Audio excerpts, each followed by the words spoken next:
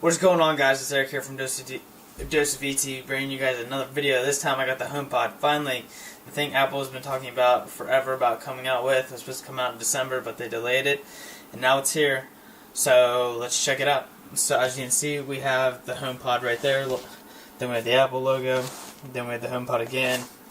Then the Apple logo. Then back to the front. And then obviously what the top of the HomePod looks like.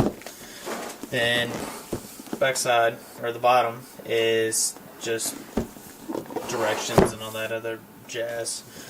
But so you take this off. As you can see, it's basically all that's inside here. It's just something to hold it. Then you got the HomePod itself. Take this out of here. That off to the side real quick. So as you can see, this is all that's in the bottom. You pull this out. You got the Apple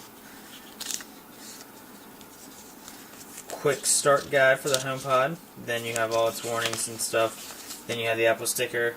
And yes, I do have the space gray one. And no, it did not come with space gray Apple sticker.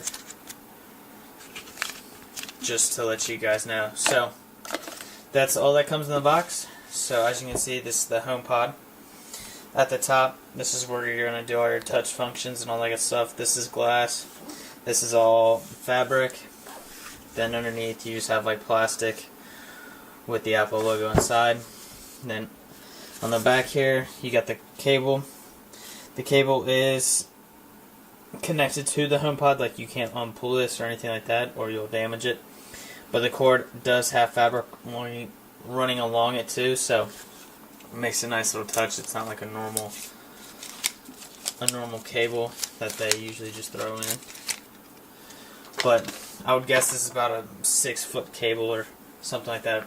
Pretty close to. It's pretty long, so you have some distance if you don't have a plug pretty close to where you want to plug this in at. But I'm going to set this up, so I'm going to pause this video, but I'll be right back. Alright guys, I'm back. So to show you guys exactly how this works, I'm going to get out the little directions thing where it talks about the HomePod. So literally it's very simple since of the W1 chip. You're going to get your phone, you're going to unlock it, then it's going to bring up the little HomePod notification here like it would like if you're comparing like the AirPods or Beats or anything like that. So it's going to pull this up, then the next screen it'll give you is something about Apple Music. And if you have Apple Music, then you can sync your Apple Music up, which will basically help you like play your music, because it doesn't really work really good with Pandora and Spotify and all those other music apps that you might use. But it works very good with Apple Music, obviously, because it's an Apple product. But after that, it'll pull up a screen that asks you if you want to enable it having access to your text messages, your reminders, or notes. So basically, once you enable this, other people do have access to that information. All they have to be is like, "Hey Siri," as it talks to me. But you're gonna say her name, and then like, "What are my text messages?" and she'll read that off to you, or your reminders, or your notes. So anyone that can say that can have that. You can control it in the privacy settings to only access to the people you want it to have access to. But I don't know exactly how good that is. I imagine it's pretty good, since you can control who can use it and who can't use it through Wi-Fi, because you have to be connected through Wi-Fi to use this thing. It doesn't run off like Bluetooth or anything like that per se. Like, you'll have to go like into settings to do certain things, like to run like Spotify or Pandora. You'll have to go into like their settings and change this thing to the HomePod and not come out the speakers out of your phone, stuff like that. But anyways, after you get through all that, then it's all set up. You'll basically control it through the HomeKit app, because it'll tell you, I forgot a part, but it'll tell you at the very beginning where it's located at. You could be like bedroom or anything, like living room, kitchen, hallway, stuff like that, so it knows kinda a good idea of like, oh, I'm gonna have 4 walls pretty close, so I'm gonna have to be able to read the room a little bit better than if it's like in the kitchen. Obviously, the walls are gonna be farther apart, or you might have it backed up against the wall, so it knows basically, oh, okay, like I have to produce sound a lot farther than normal. But this thing's really good with sound. But to show you guys exactly how she works, hey Siri, play music. Playing all songs. Shuffled.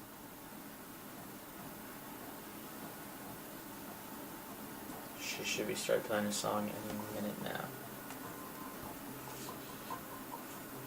Siri, volume to 20%. Hey Siri, volume to 20%. See, you can say basically whatever. Then, obviously, for volume up, then volume down. If you hold down, that activates her. If you stop, usually a double click is to change to the next song. Then triple click is to go to the previous song. That's all through like all the quick start guides. It tells you. See, it says tap, play and pause, double tap next track, triple tap previous track, touch and hold is Siri, tap and hold volume up, tap and hold. It's basically down. You just hit the buttons, but all of it can be controlled by your voice. You just tell her what level. It can go from all the way to 0 to 100, obviously like your phone does. Siri, hey Siri, hey Siri, stop music. She will only work when you say HEY and then her name. She will not work if you just go Siri. It has to have the SEY in front of it for her to activate. But you can ask her to do a command and she'll give you a reason why or why not she can't do it. So I'll give you an example. Hey Siri, play Spotify. Hey Siri, play music on Spotify. I can't play from Spotify. Hey Siri, stop music. See, like when you give her a quick detail of like, oh hey, I want you to do this, she'll let you know if she can do it or she can't do it immediately. So she's pretty accurate at what she can do and what she can't do. The microphone system is really good. She can pick up your voice at really far away. Like the microphone is really good, especially at loud music and stuff like that. But anyways, this thing is unbelievable. I like it a lot.